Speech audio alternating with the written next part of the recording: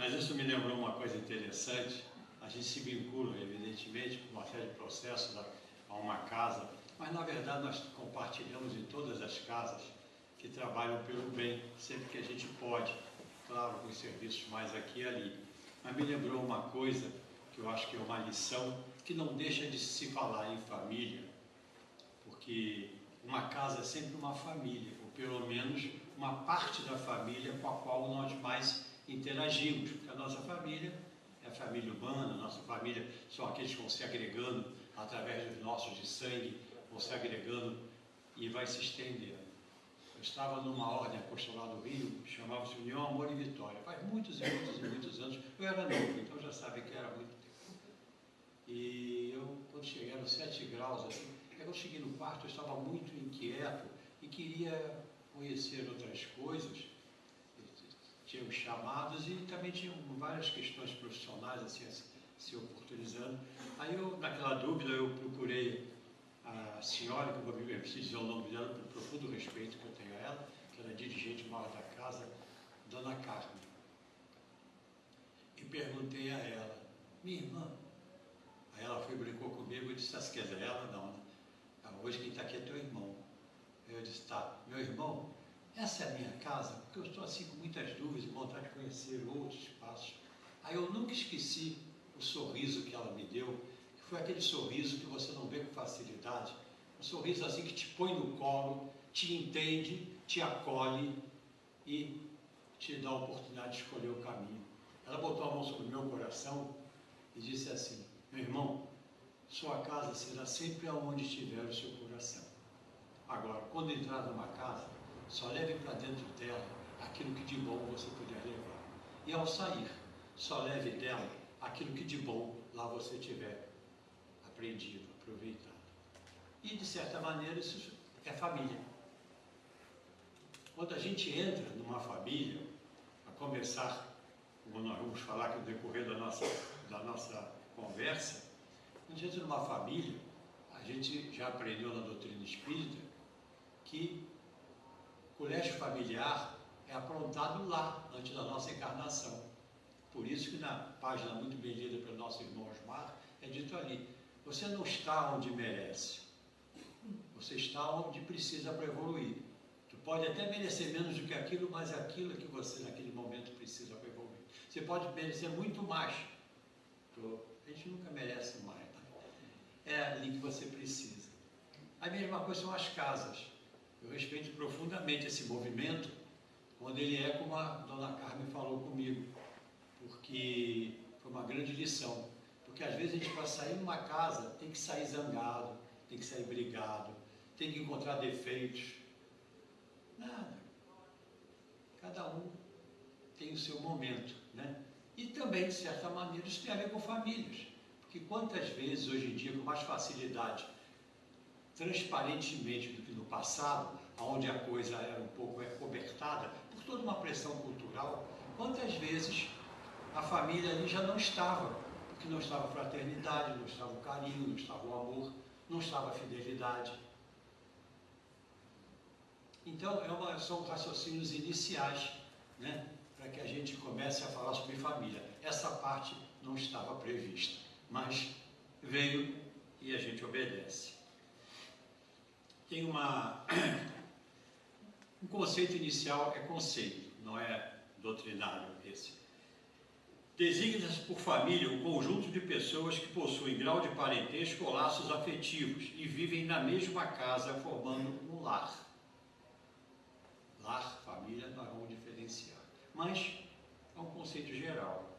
Hoje em dia nós temos um conceito mais, vamos dizer assim, também geral, mas voltado à nossa Constituição. A Constituição diz o seguinte, a família é abrangente, pois considera diversas formas de organização, baseadas na relação afetiva e na convivência. E aqui tem vários bonequinhos, quando eu uso transparência eu os coloco. Então, a família convencional, que a gente espera uma mãe, um pai, um filho, ou uma filha, ou mais, né? A família, hoje em dia, menos convencional, mas nem por isso menos importante, séria ou sem respeito, 2 mães, um filho, uma filha, dotado, 2 pais, né? E a gente poderia ir multiplicando, às vezes, quantas vezes falta a família, fisicamente falando, e às vezes, não fisicamente falando, mas por questões de organização de vida, de uma série de problemas, doenças, etc. Tem os avós, que olhem as crianças. Quantos de nós, nós seres humanos, não fomos educados predominantemente pelos nossos avós, por uma tia mais presente, ali naquele processo diário, né? Então, esse é o conceito. Eu vou trazer um conceito que cabe bem para nós, que é o conceito que eu diria à luz do Espiritismo. Um conceitozinho dado no livro Estudos Espíritas pela nossa mentora, irmã de Divaldo Franco, Joana de Ângeles. Ela diz o seguinte: a família é mais do que o resultante genético. Tenho certeza que nós todos temos essa certeza já aqui. São os ideais, os sonhos, os anelos, quer dizer, anelo é aqueles desejos, aquelas aspirações, né? Quando encontram comunhão, as lutas e árduas tarefas, os sofrimentos e as aspirações, as tradições morais. Aqui eu queria fazer uma pequena ressalva, porque uma das coisas que às vezes causa um certo desequilíbrio relacional no relacionamento interpessoal nas famílias são as naturais mudanças de geração, né? E nós às vezes temos muita dificuldade, principalmente nós os mais velhos, em atualizarmos as nossas crenças, os nossos valores. Atualizar não significa mudar. Atualizar não significa perder os princípios morais. Atualizar não significa ter outra concepção de amor. Atualizar significa olhar com os olhos daqueles que estão vindo, e se nós olharmos para o nosso passado de jovens, para o nosso passado de crianças e para aqueles que nos antecederam, embora o profundo respeito que devemos ter por todos aqueles que nos deram chance de estar aqui, né? O respeito, a reverência aos nossos antepassados, muitas coisas que para eles cabia pelo momento deles, para nós foram deixando de caber, não no princípio ético-moral, no princípio espiritual, mas às vezes na forma de fazer. E alguns de nós somos muito mais resistentes a essa atualização do que outros, não é? Então, em análise transacional, um ramo que eu conheço um pouquinho só, mas eu gosto de citar, falam em mandatos. Mandatos é uma forma de dizer uma frase feita que pesa em você como se fosse mandato mesmo, né? E que estão aqui na nossa cabeça porque quem as disse, e no momento que as disse, tinha uma grande importância para nós. É o que nós chamamos de figuras parentais. Pai, mãe, um avô, uma tia, até às vezes um professor, pessoas que tiveram significado para a nossa vida, uma pessoa mais madura na vizinhança, e que aquilo ganhou para você uma força, entre aspas, quase de lei. Então eu diria que nós, quando família humana, temos uns mandatos sim, mas eles devem estar cada vez mais alinhados, senão a gente deve refletir, alinhados à terceira parte do Livro dos Espíritos, que falam dos seus 12 capítulos das leis morais. E se quiserem resumir o Livro dos Espíritos na parte moral, no Evangelho de Jesus. O nosso Evangelho do Espiritismo é bem esclarecedor, bem sucinto e objetivo.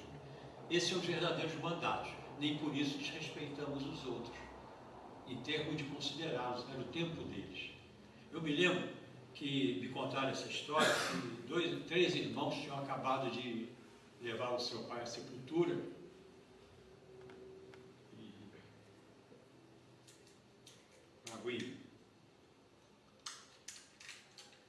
e um deles levando os outros 2, o primeiro em casa e tudo, um ia ficar com o outro, que era de outro estado, tinha vindo só para o falecimento do pai, para dormir na casa desse irmão. Aí esse então estava muito descontrolado, segundo me contaram, assim, muito sensibilizado, porque estava muito tempo afastado, né? E não pôde acompanhar aquele processo todo.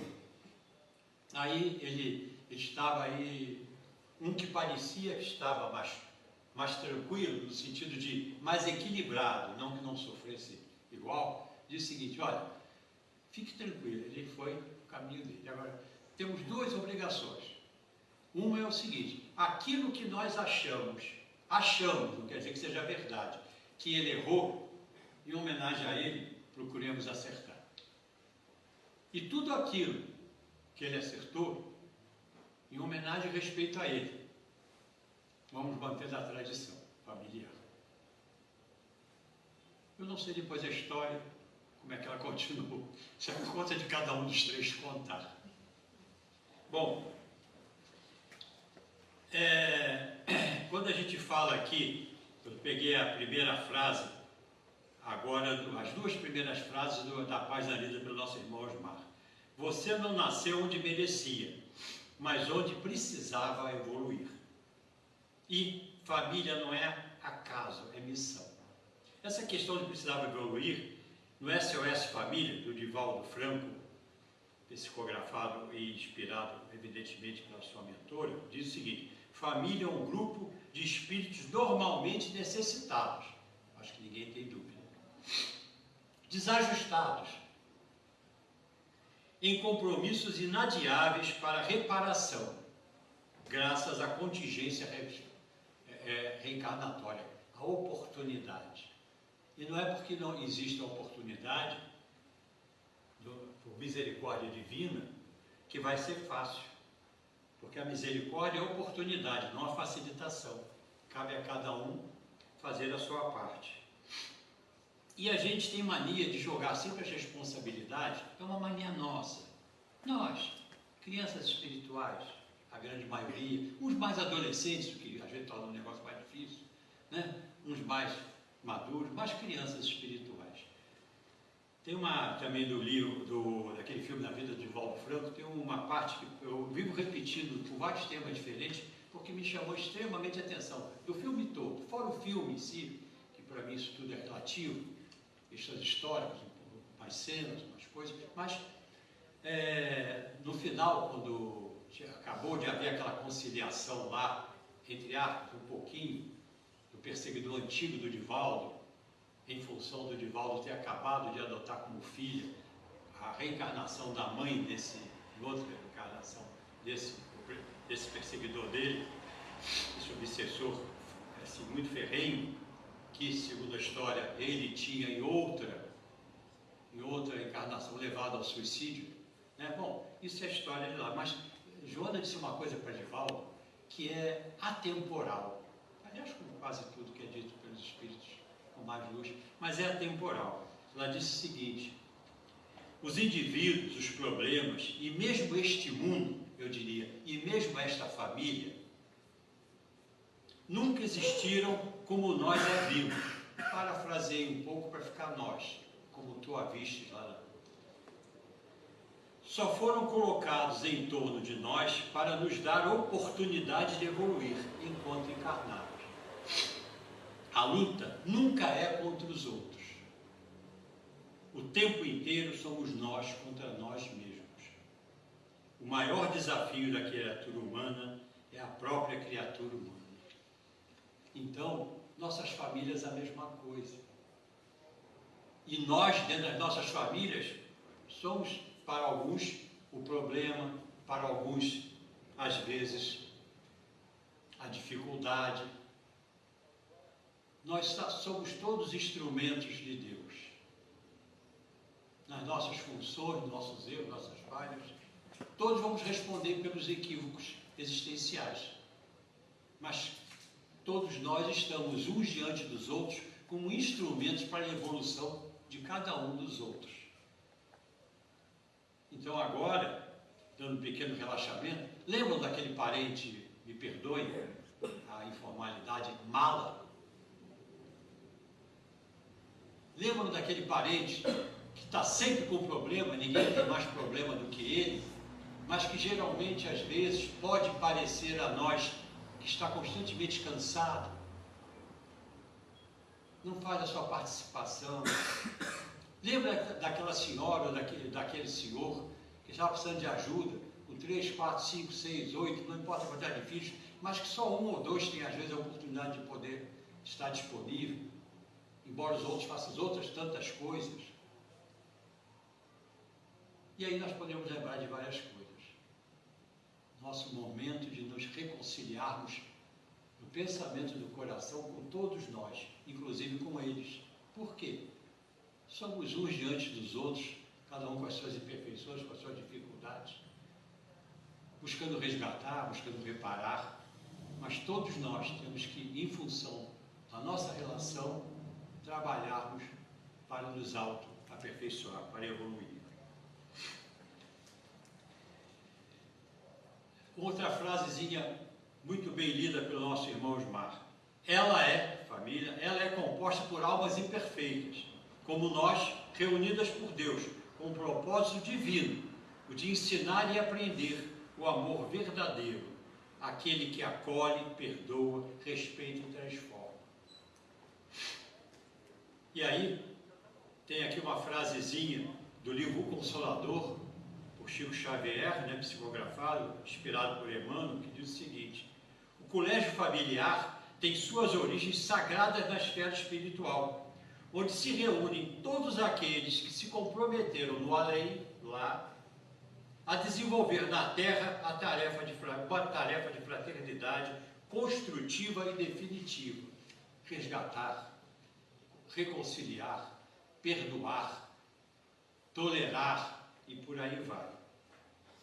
Mas antes de falar mais um pouquinho no SOS Família, sobre esse colégio familiar que se compõe lá de cima, embora acredito que a maioria já saiba, eu queria falar nessa frase que eu li, que o nosso irmão leu: ensinar e aprender.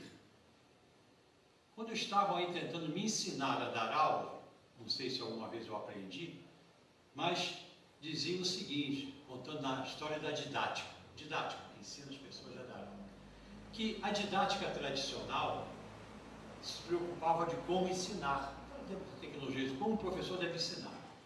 Aí a psicologia foi se desenvolvendo e a psicologia da aprendizagem começou a ver exatamente como o aluno aprende.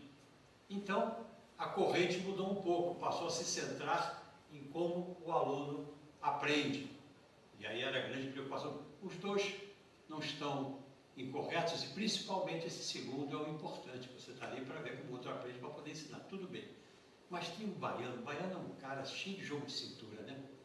Eu admiro muito o Baiano.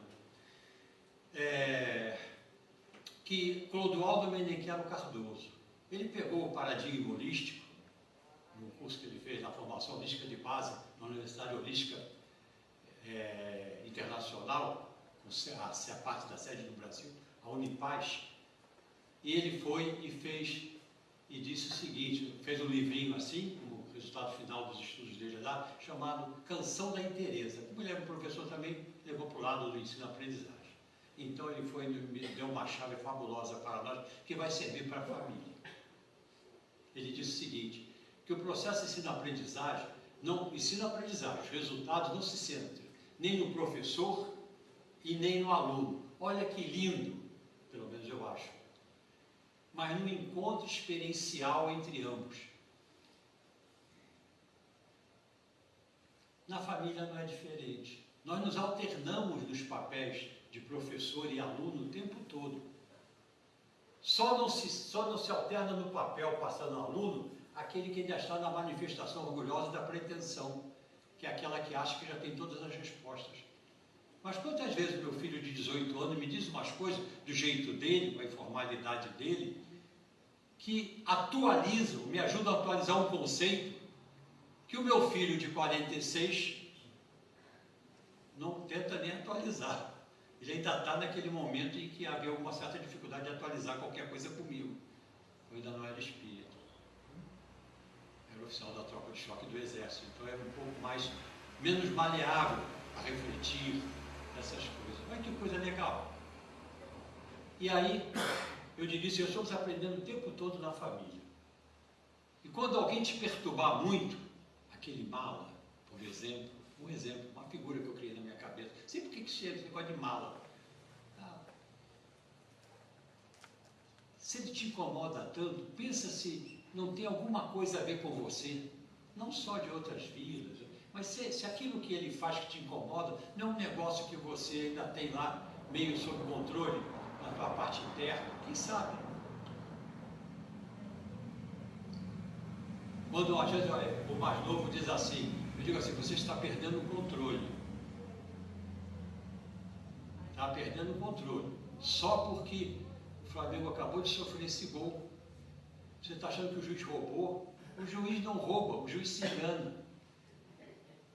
Ele interpreta às vezes errado a jogada dos teus olhos, que é um torcedor que não admite equívoco. Então, eu digo para ele, fica calmo. Aí ele diz assim, mas o meu irmão diz que quando você ficava nervoso antigamente era complicado. Aí eu aproveito e digo assim, pois é, antigamente. Eu estou querendo que você passe a deixar isso no antigamente e passe a se acalmar, porque vai ser bom para você. Você vai ficar mais esperto do que eu, muito mais rápido. E aí a gente vai. Mas como é que se compôs esse colégio familiar? Lá no SOS Família, nos diz o seguinte, pegando o que nos é dito pelos Espíritos. Quando no plano espiritual, despertos para o alcance de nossos erros, se a gente aqui vê alguma coisa, quando chegar lá do outro lado, a gente enxerga muito mais, diante da consciência. Das nossas mazelas morais, conscientes de nossos compromissos que assumimos com outros e que na maioria das vezes falimos, solicitamos aos instrutores espirituais um novo retorno à vida física. Nós sabemos que a fila é grande. Carregando as provas necessárias para o nosso ressarcimento, reencontrando assim almas simpáticas, aqueles que na família já sintonizam conosco, não sei porque eu gosto tanto de tio, e eu sou louco pelaquela minha prima, e por aí vai. As almas adversárias também estão lá, eu tenho tanta dificuldade com o João,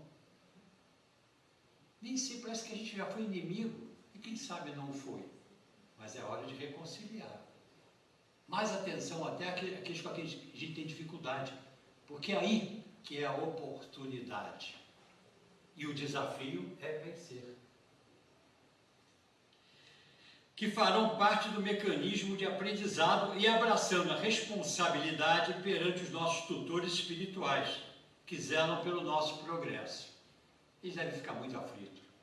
Depois ele combinou isso aqui em cima, ele acabou... Ele está há pouco tempo lá embaixo, aqui no pulinho, ele já esqueceu que combinou aqui em cima. A gente combina as coisas lá, e chega aqui a gente se deixa levar, né, por outras questões.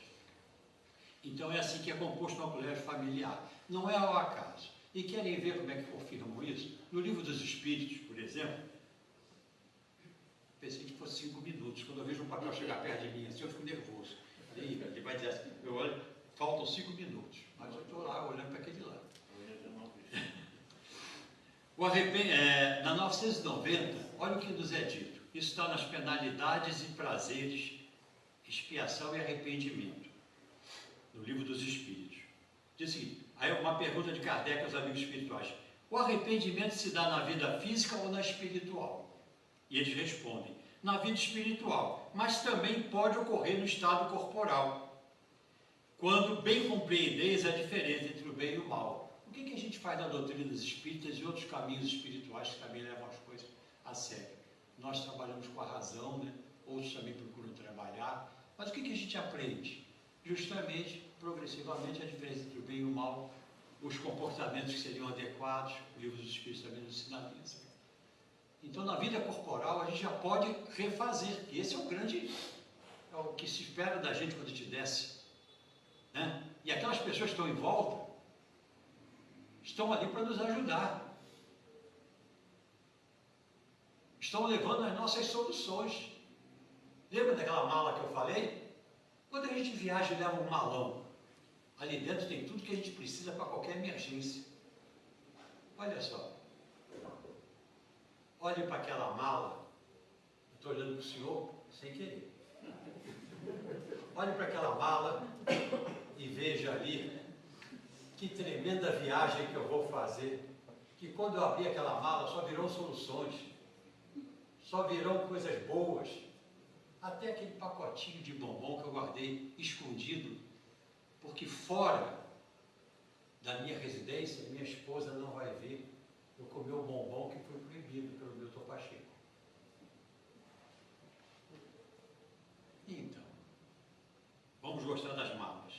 Mas a 991 nos lembra, infelizmente, uma coisa que acontece muito conosco. A maioria de nós, pelo menos, é o que a gente aprende na doutrina e acredita. Kardec, então, insiste. Que consequência produz o arrependimento se só for na vida espiritual? E eles respondem. Desejar o arrependido uma nova encarnação para se purificar. Vou lembrar novamente, a fila é difícil. É grande, dizem. O espírito compreende as imperfeições que o privam de ser feliz e por isso aspira uma nova existência em que possa expiar suas faltas.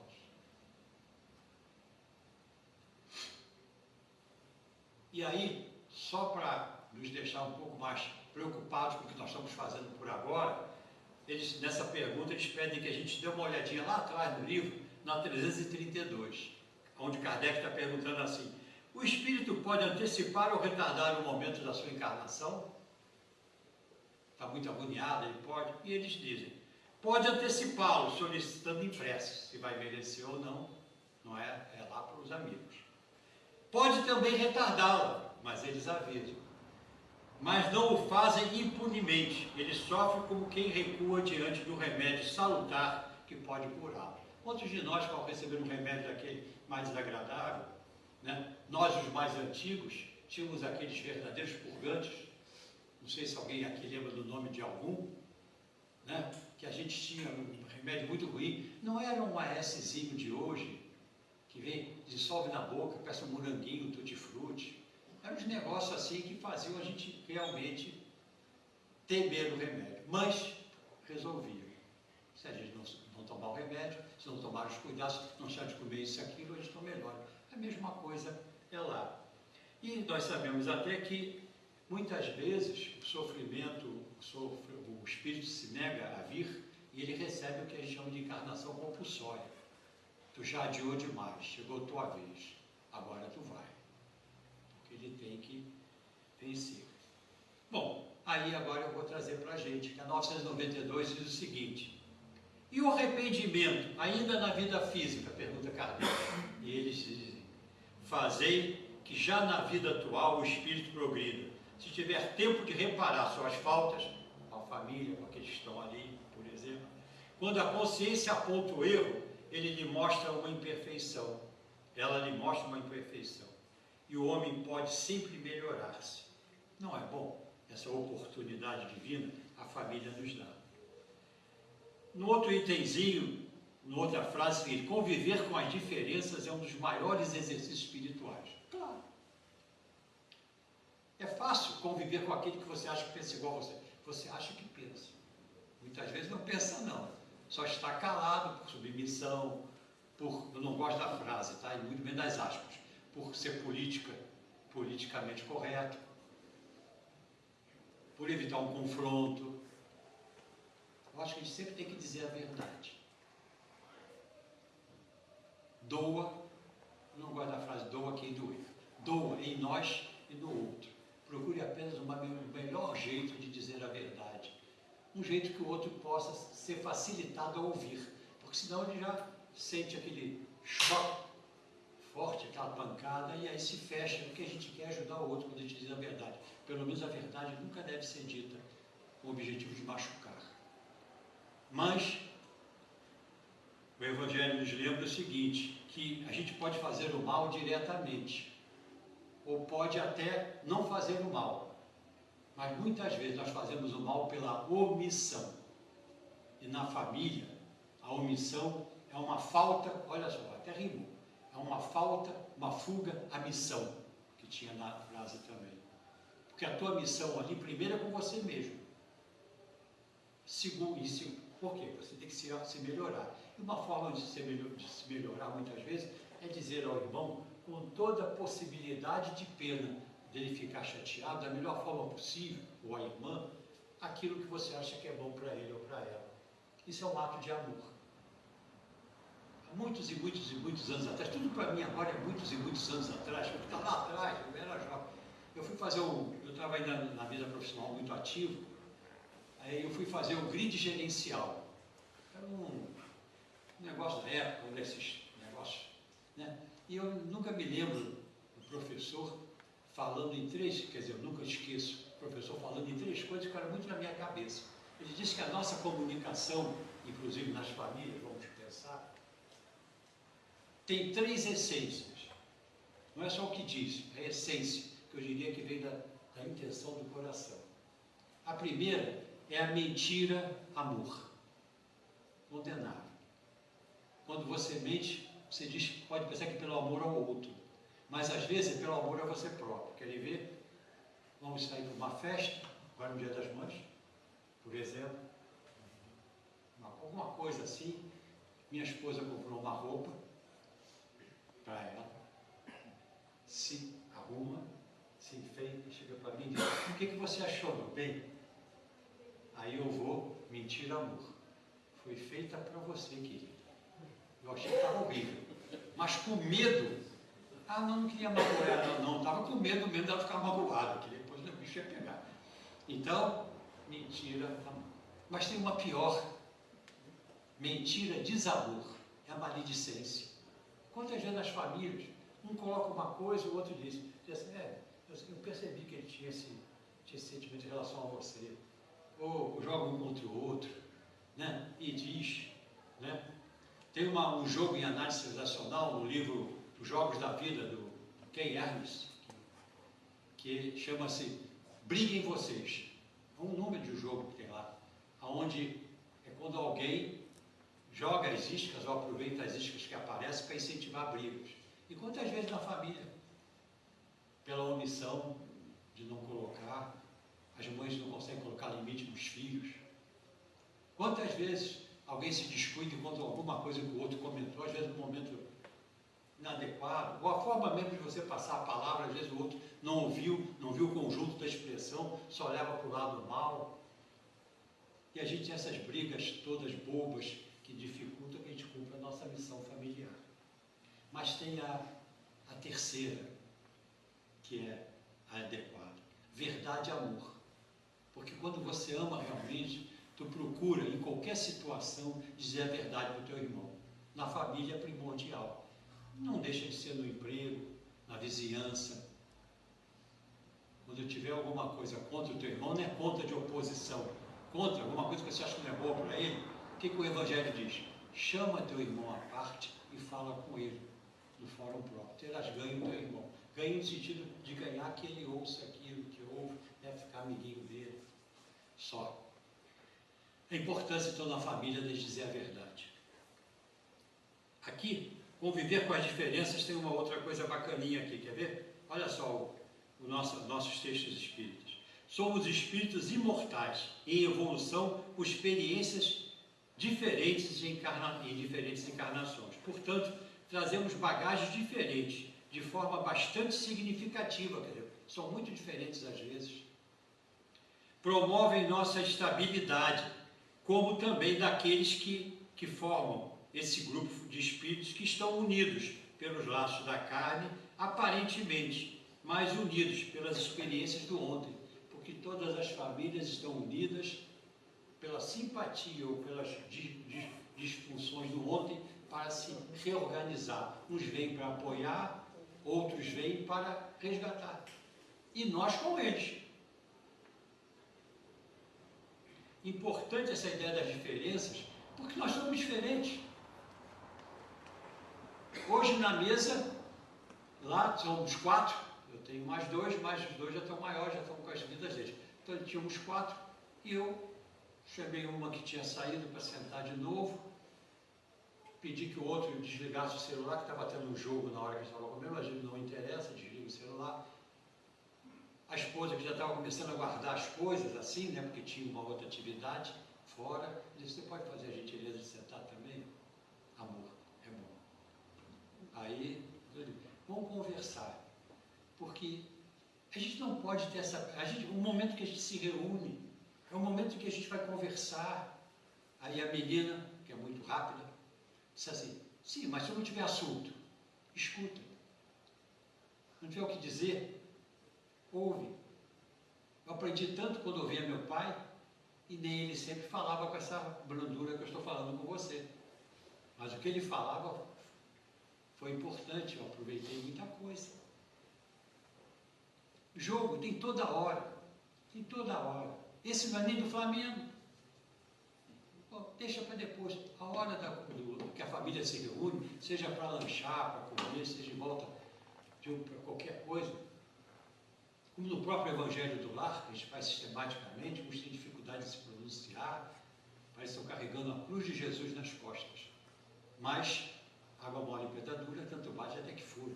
Temos umas coisas familiares. Sua mãe já fez isso, eu já fiz isso o dia todo. Você... Então, vamos reunir, falei. Entenderam?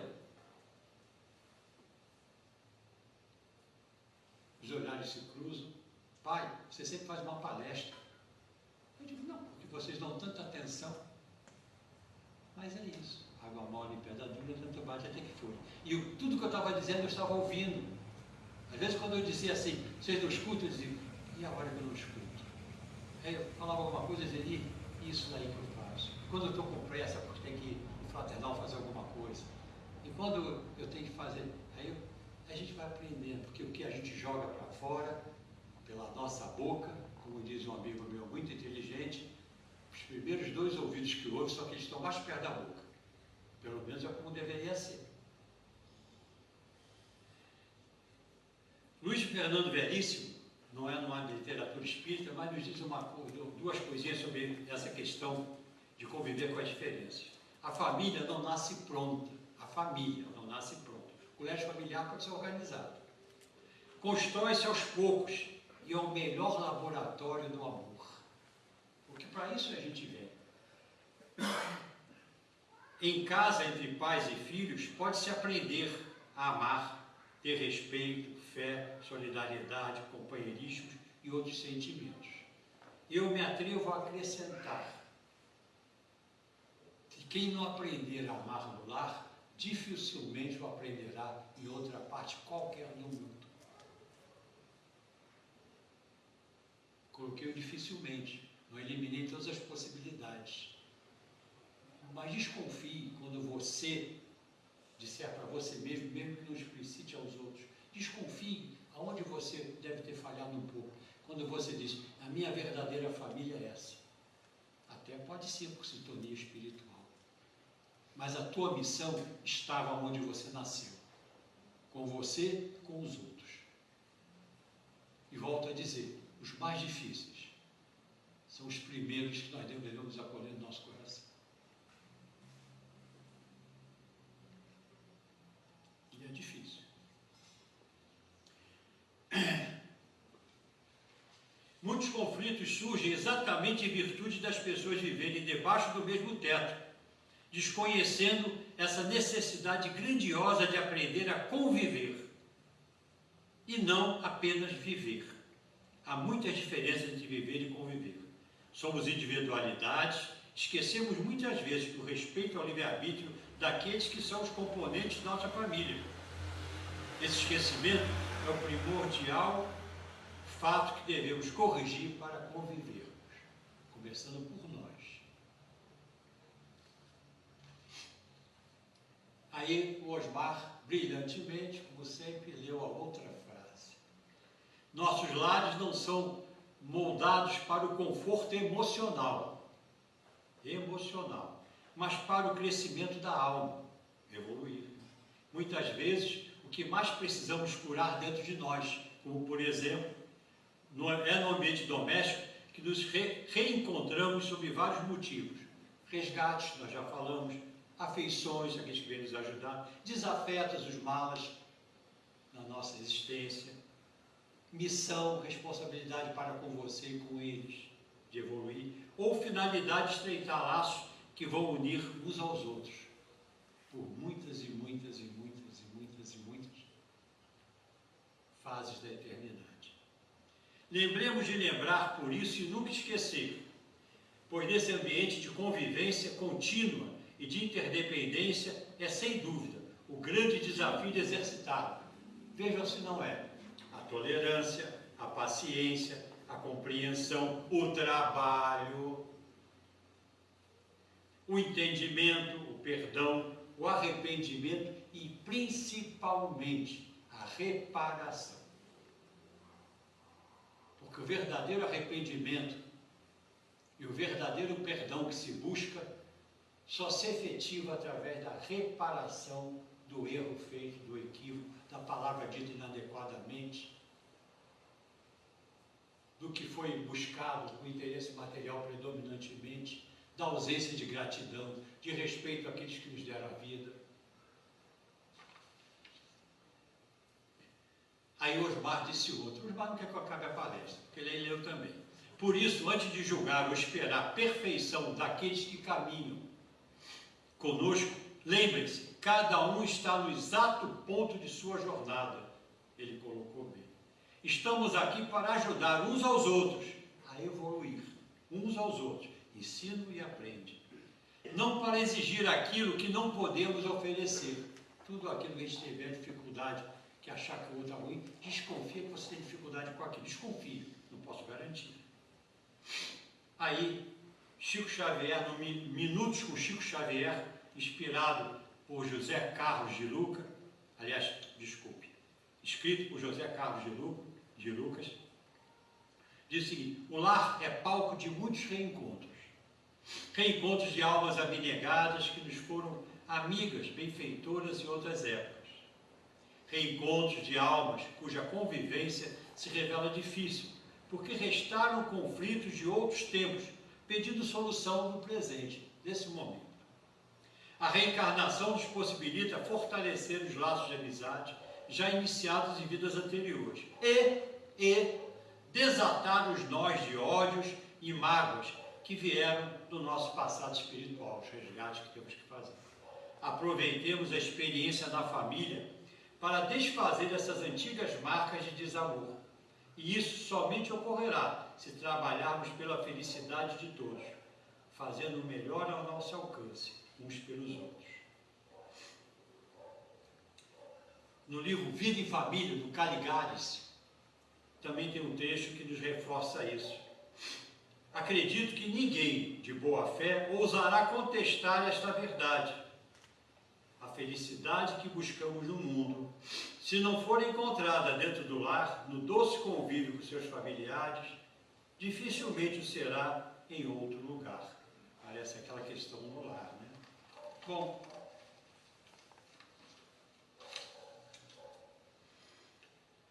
para finalizar, ele fechou com uma frase muito legal.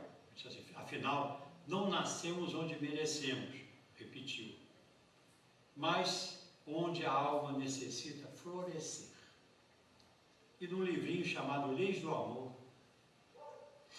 que foi escrito, que foi inspirado por Emmanuel, a dois psicógrafos que nós conhecemos, Francisco Cândido Xavier e Valdo Vieira.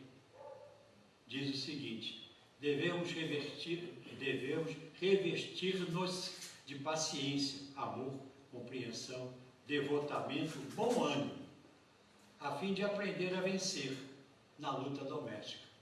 Porque a gente vence, evolui, foi o nosso objetivo de vida. Esse que é o vencer. Não é ganhar sempre a opinião, não é que os outros sejam subordinados a nós. Porque antes uma contestação do coração, que pode até nos ensinar, do que uma submissão da mágoa, que é deixada e que carregamos por muito tempo. Bom, eu tinha mais umas 10 páginas, mas não vai dar. Essa eu vou deixar para chegar em casa, como família tem que ter paciência, vou ver se eles querem escutar essa hora que eu vou chegar. Mas olha, muito obrigado, que a gente possa refletir, porque, primeiro, as pessoas que falaram são pessoas incríveis, e segundo, porque realmente família é a nossa missão para conosco e para com todos aqueles que conosco foram, pelo colégio familiar, trazidos para essa terra. Que Deus nos ajude, então, a termos essa força, esse entendimento e essa perseverança. Porque mole não é.